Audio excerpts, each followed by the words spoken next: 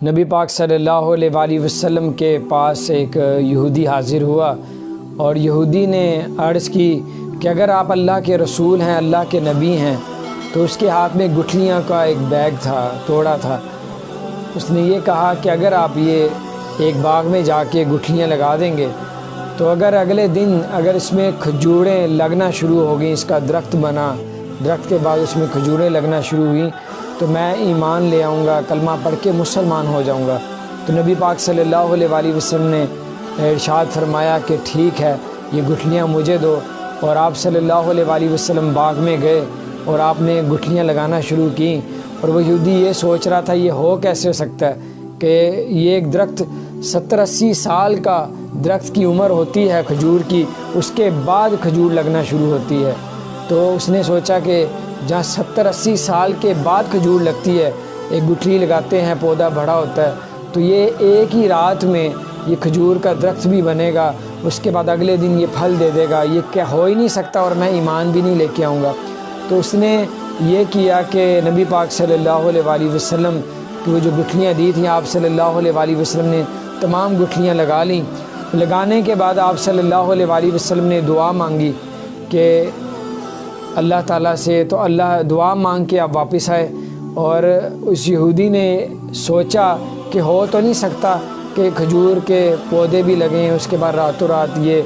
بڑے ہو جائیں اور اگلے دن یہ پھل دینا شروع کر دیں۔ اور یہودی نے پھر بھی اس کے دل میں وسوسہ آنا شروع ہو گیا کہ کہیں واقعی ایسا نہ ہو جائے، یہ جو انہوں نے گٹھلیاں لگائی ہیں اس کے بعد اس میں درخت لگیں اور بعد میں وہ پھل دینا شروع ہو جائے، مجھے ایمان لانا پڑے گا، میں یہودیت کو چھوڑ کے مجھے مسلمان ہونا پڑے گا۔ وہ اس نے سوچا مجھے یہ گوارا نہیں ہے، تو اس نے راتوں رات ہی گیا جہاں جہاں نبی پاک صلی اللہ علیہ وسلم نے وہ گٹھلیاں لگائی تھیں، وہ بیجی تھیں، آپ صلی اللہ علیہ وآلہ وسلم کی اس جگہ سے اس نے یہودی نے گٹھلیاں نکالنا شروع کر دیں۔ اور نکالنے کے بعد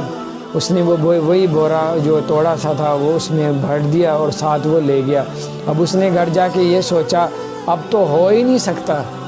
جب میں نے اس کی گٹھلیاں ہی نکال لی ہیں، نہ اس میں پودا لگے گا، نہ اس میں درخت لگے گا، نہ وہ اگلے دن کھجور دے گا، اور میں مسلمان بھی نہیں ہوں گا۔ تو جب وہ چلا گیا بڑے سکون کے ساتھ جا کے سو گیا۔ اگلا دن آیا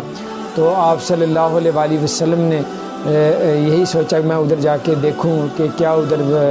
درخت وغیرہ کس طرح کے سارا کچھ ہوا ہے۔ تو یہودی کو ساتھ لے کے جب اس جگہ پہ پہنچے تو بہت بڑے درخت لگ گئے تھے، یہاں تک کہ اس میں کھجوریں ہی لگنا شروع، یعنی کھجوروں کے گچھے لگے ہوئے تھے۔ وہ بڑا حیران ہوا کہ یہیں سے تو میں نے گٹھلیاں نکالی تھیں، یہیں پہ انہوں نے بیجی تھی، تو وہیں جو ہے کھجور کے درخت لگے ہیں، یہ کیسے ہوا؟ اور اس نے بلکہ نبی پاک صلی اللہ علیہ وآلہ وسلم سے عرض کی کہ یہ کیسے ہوا، میں تو یہ راتوں رات کیسے یہ درخت جو ہے بڑے ہوئے اور اس میں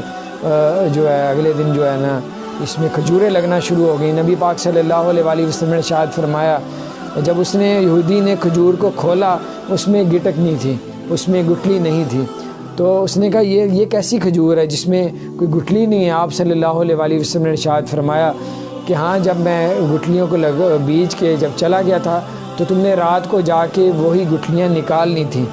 تو ظاہری بات ہے وہ ان گٹھلیوں سے یہ درخت جو ہے نہیں بڑے ہوئے۔ تو اللہ تعالیٰ ہر چیز پہ قدرت رکھتا ہے، یہ نبی پاک صلی اللہ علیہ وسلم کا بہت بڑا معجزہ تھا جو اللہ تعالیٰ نے عطا کیا تھا۔ تو اس میں درخت بھی لگے اسی جگہ پہ، اور وہ کھجوریں جو لگی گٹھلی کے بغیر، آپ صلی اللہ علیہ وسلم نے فرمایا تم گٹھلیاں لے گئے تھے، اس لیے اللہ تعالیٰ نے دکھایا کہ میں گٹھلیوں کے بغیر بھی قدرت رکھتا ہوں۔ تو گٹھلیوں کے بغیر وہ درخت بھی بنے، اس میں کھجوریں بھی لگیں اور کھجوروں کے اندر گٹھلیاں نہیں تھیں۔ پھر اس یہودی نے نبی پاک صلی اللہ علیہ وآلہ وسلم کے ہاتھ کلمہ پڑھا، مسلمان ہو گیا، سبحان اللہ۔ اور اس نے معافی بھی مانگی کہ میں نے آپ کو آزمایا۔ اللہ تعالیٰ کی کیا شان ہے، نبی پاک صلی اللہ علیہ وسلم کا کیا معجزہ ہے، سبحان اللہ، کیا شان ہے ہمارے پیارے رسول اللہ صلی اللہ علیہ وآلہ وسلم کی۔ پھر جو سائنس ہے اس نے سوچا کہ جو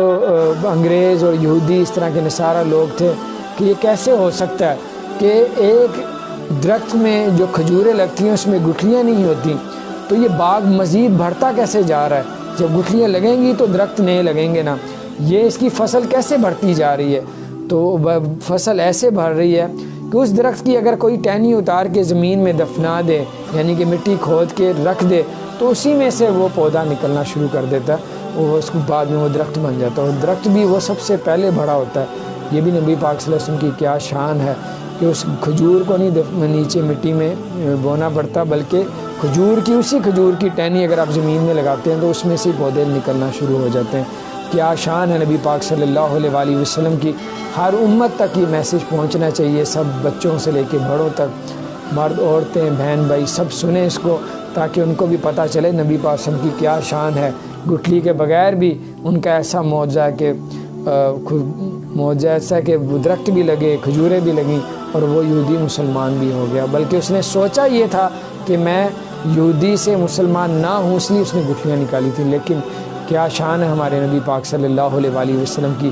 کیا ہمارے پروردگار بادشاہ جو زمین و آسمان کا مالک ہے، چاند اور سورج کا مالک ہے، مشرق اور مغرب کا مالک ہے، جنت اور دوزخ کا مالک ہے، اللہ 18,000 مخلوقوں کا مالک ہے، آسمان اور زمین کے درمیان جو کچھ بھی اللہ سب کا مالک ہے۔ اللہ ہر چیز پر قدرت رکھتا ہے، جس چیز کو حکم فرما دیتا ہے ہو جا، وہ چیز ہو جاتی ہے۔ اللہ تعالیٰ اپنے پیارے حبیب صلی اللہ علیہ وآلہ وسلم سے بہت زیادہ محبت کرتا ہے، اور ہم بھی نبی پاک صلی اللہ علیہ وسلم سے اپنی جان سے بھر کر محبت کرتے ہیں۔ آئیں مل کے نبی پاک صلی اللہ علیہ وآلہ وسلم پہ درود و شریف بھیجتے ہیں۔ صلاۃ و سلام علیک یا سیدی یا رسول اللہ وعلی آلک و اصحابک یا سیدی یا حبیب اللہ، الصلاۃ و سلام علیک یا سیدی یا نور اللہ وعلی آلک و اصحابک یا سیدی یا حبیب اللہ۔